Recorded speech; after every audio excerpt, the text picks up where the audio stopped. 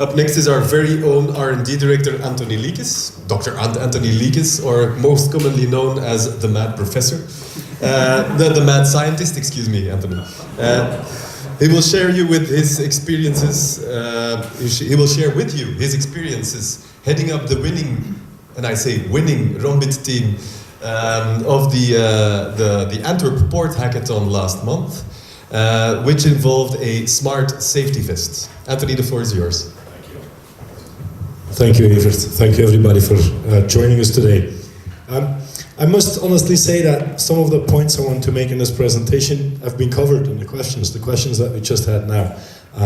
But I believe that's it's a trend that we are seeing on combining technologies. And when we want to tell you some of our adventures and some of the stories that we have within the company.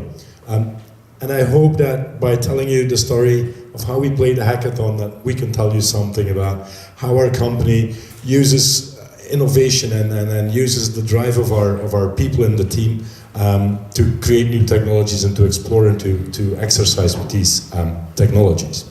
So it's only a couple of weeks ago, maybe most of you have heard of this hackathon, as we call it, the logistics of the future. So in the beginning of December, there was in Wagnassi here in Antwerp a big competition on how can teams with new ideas and new creative ideas improve logistics and improve several problems that exist within the Port of Antwerp. So we went there with the whole team. So it's like a weekend. You spend the whole weekend long, 2-3 days long, and you try to invent and try to create these new solutions or try to think together with the companies that are there. As you can see, we were very prominent at the event. We were there with 20 people, so that's like half of the company was present at this hackathon. And there were a couple of challenges. There were 8 challenges that were put forward in the hackathon. And with the 20 people that were there, we tried to tackle 3 of them. So one of them was a digital bill of lading, which Evert was involved in. Another one was trying to create a hub, a software hub for connecting different kinds of logistics into one central platform. And the third one, which is what our team worked on, was the safety issue. Just to give you an idea, there were like 200 people, many different, there was an international audience, there were not just people from Antwerp and the neighborhood. There were Russians there were Israeli there, so we had a nice competitive field there. So with 200 people, there were about 50 teams where we competed with 3 teams there.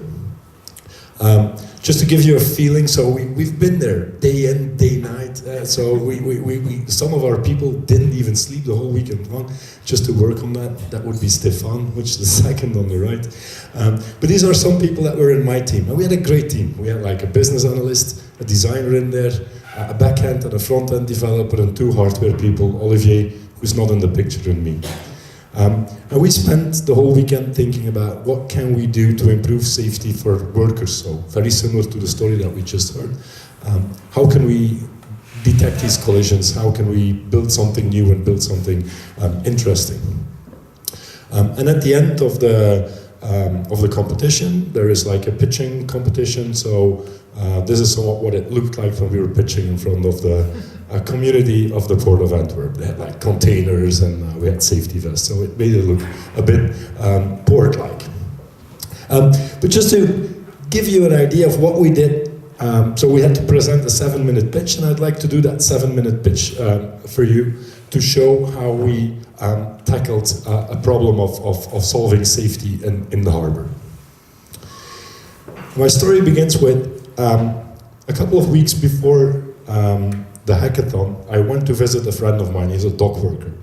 And he told me the story that a couple of weeks before that, he was at the funeral of one of his colleagues. And we were immediately very concerned with this and very taken by this story. And as you see, in the last few months only, there have been 3 deaths in the Port of Antwerp. 2 of them have been caused by accidents, as just presented in the previous presentation, accidents between people and heavy machinery. Now, if you just think about the Port of Antwerp, and please correct me if my numbers are wrong here. Well, we think there are about 8,000 dock workers in the Port of Antwerp, and every year there are 80 serious injuries. So out of 100 people that work in the Port of Antwerp, one gets seriously injured every year. That's a lot of people. Also, we get at least, it's not easy to say at least, we get about one or more fatal accidents every year. Of course, the Port of Antwerp is working on this, and there's lots of effort being put into lowering these numbers of injuries and fatal accidents. And of course, it makes sense. If we talk to companies, if we talk to the unions, if we talk to the Port Authority of Antwerp itself, everybody agrees that we need to save these lives and that we want to save these lives.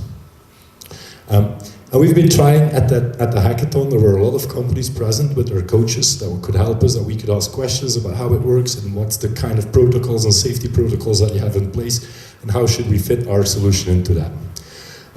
We talked to the people of SEPA, and they told us there are three main reasons for accidents in the Port of Antwerp. One, and we've just seen this in the presentation of Essentium as well, there are collisions between heavy machinery and vulnerable people. The second one is that it's not always the correct person who's driving the machinery. Yeah? We've heard stories about fatal accidents where the driver of the forklift didn't have the permit to drive the forklift, and he was drunk. Right? Obviously we can't have that, and we should be able to avoid that. The third problem that we have in the harbor is that it's not always easy to locate everybody. If an accident happens, it's not easy to communicate where this person is or where people are when a big calamity arises. So we wanted, during that weekend, to solve some of these problems by trying to find a solution for that. And what we did, we just heard about a safety vest. We call it a smart safety vest. So we're wondering about what kind of wearables could you build. And the one thing that we had with us was, well, so this is something that we received from the dock worker. We didn't get one from the Port of Antwerp itself, so this is a bit of a dirty one, I'm sorry for that. We would love to have a shiny new one, but to work with. So we embedded some technology. If you can maybe see this a bit hard. There is some, this is like, of course, hacking in a weekend, right? So this is what we can build within a weekend. I use my lunchbox for that. But instead of just telling you about it, I would like to give you a live demonstration of what this safety vest can do for us. So Brett, my colleague, one of our main IoT hardware engineers, will help me out a bit. So what happens is that every morning at the port, team leaders come together with their dock workers and they take 5 minutes to explain the security protocols for that day. Depending on the job, they've got different protocols and different procedures. So we add something to that. At that moment, the team leader provides his workers with this safety vest. And also he transfers all the permits, all the certificates that this worker has onto the vest. This will be an important thing later on in the story. So what we can do is then we can track, so there is a GPS system in the safety vest. We can track our worker in, it's just down here. If we could scroll a bit down, oh, that's going to be hard, right? We can't see that. So here around, yeah, we can't even see it but because there's a crane in front of him. I'll tell you that story later on. If you can zoom into the green plots, please, yeah. There should be not just a crane there. Where are we? Yeah, we're getting closer. Oh, yeah, okay. You see there's a little pink ribbon there. There's a different... There we go. There we go. So we are tracking, you can see it's moving around, it's jittering a bit because we are using GPS and we are inside. So it's not all that perfect. But what we also have is in the back there, if maybe the cameraman could touch the mouse that's on the bottom of the screen. Thank you there. So imagine that the screen in the back is one of the heavy machinery that is on the port. Now I've given Brett the vest that Brett is wearing. We've given him the authorization that he can use that crane. If he would approach that crane, and we won't be using 3G and GSM. At that moment, you can see when he approaches the crane automatically. This is a real-life demo, right? So we're hands-off here. So if he moves close to the crane, he's got his permit to operate the crane. So the crane will turn on. As you can see, it just turned on green and the colors turn on and we do stuff like that. this is something that we are also embedding in the safety vest. Now, if you, maybe Brett, if you could stay, because I'm going to try to collide with the crane now. So we're using PLE for that. I've got my own tag. Suppose that I'm also, okay, it needs to turn on the crane. Thank you. So now we could be driving around, but we're connected with wires and stuff there. Now, if I would move closer, I don't have permission to operate the crane, but I do have a collision effect. So if I would be moving closer with my safety vest, if I would move close enough, please, okay, then the crane goes into an alert mode, an alarm mode, just as we saw in the previous presentation. It would slow down, it would turn off, and if I would move back, the operator would again be able to operate the crane. I'm sorry. Okay, that's our little demo. I'm glad it works. Good. Can we move? That's always happy. Yeah? We built this thing in a weekend, so you can imagine that it falls apart. It's still in the same state that it was in the weekend of beginning of December. Okay, thank you, Evert. Okay, so we need focus on the presentation, I think. Here we go. Yes. Okay. And there's one important thing that you didn't see in this real life demonstration. We are tracking the vest, not the people that are wearing the vest. So what I mean with that is that at the beginning of my story, I told you that we put all the permits and all the accreditations that the worker has, we put them on the vest. So we have, we've seen when talking to the unions, they have a problem with tracking people and tracking positions of people, even at the workplace. But what we can do is say, well, we are tracking that vest and not necessarily the person, and he gets all the medical information, all the permits that he needs to do his work. In terms of a calamity, we don't really know which person is where, but at least we know where some people are. And that solves the problem and keeps the private information away from the workplace. We've seen that as a serious request to tackle. What our solution also does, so it's not as good maybe as a Sensium solution, but this is what we did in a weekend. So we can prevent collisions by talking between the crane and the vest. We prevent unauthorized use because your tag and your safety vest allows you to authenticate with the device. And in case that there are problems, we keep the last known positions of these people, and we can focus help in case of a big calamity and send ambulances or whatever to the right place. That is the pitch that we brought at this hackathon. And okay, we built this in a smart safety vest. But as also said in a previous presentation, it could be in a helmet, it could be in a shoe, it could be in a bracelet. For us, it's a smart safety, whatever you like. Good. Thank you, Brett. Well, now, of course, that was our little pitch that we did. But we've taken some lessons out of that exercise and brought them back into Rombit.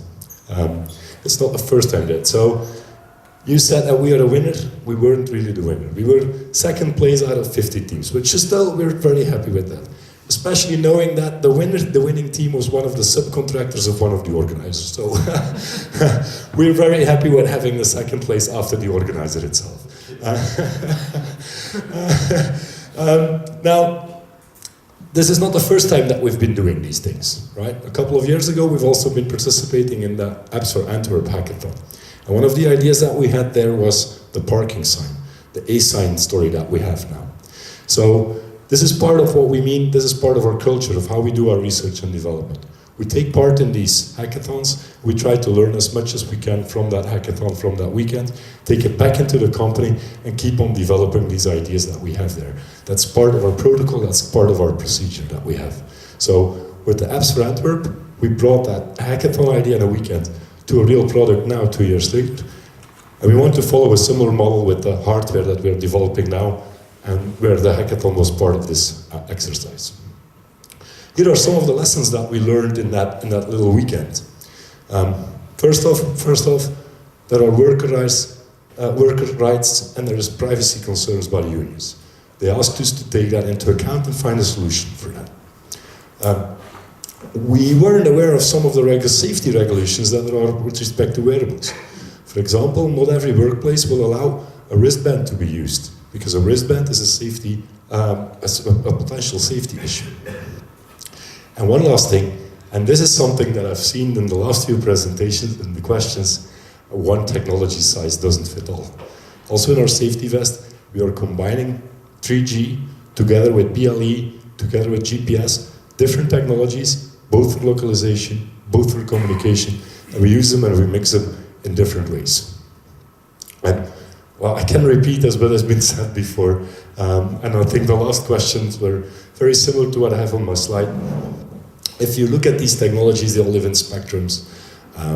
Sometimes it's when you want to track a package within a warehouse, you can put infrastructure there. You can locate these things on a very narrow and very small precision. But once your package goes out of your warehouse, goes onto a ship, into the ocean, you completely lose control of all the infrastructure parameters that they have. You no longer have the environment under control. And then you have to rely on GPS signals, GSM, these kinds of things. And it's been said before. So I'm the third guy and the fourth guy saying this. But we as Rombit, we feel there's a nice position there for us, where we have all these experience with very different technologies. And what we're doing now is that we want to integrate all these things, all these technologies. We want to fuse these different technologies to strengthen the solutions that we're building with that. But I think, given the questions that we have, that many people are in agreement with that trend. We also see that IMEC, or our partners with the University of Antwerp, agree with that position. Sorry.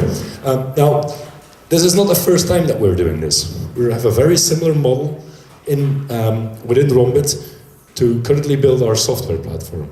So that's called Romcore, something that we're putting into the market right now. And it combines a real-time pipeline with different microservice components that we can use to flexibly build applications. And we see that there is a future. We could spend the whole presentation on Romcore by itself, but I'm just going to mention it shortly. Now what we see and what we're going to do is we're going to build a similar hardware ecology, or we're putting that in place. We have all these different technologies and we want to integrate them. And then depending on the kind of problems that we're facing, we can integrate all these different technologies and offer you solutions that can travel across these technological boundaries. That is our presentation of how we try to bring an idea that we exercised at a hackathon and now try to build into an industrial level. Thank you very much.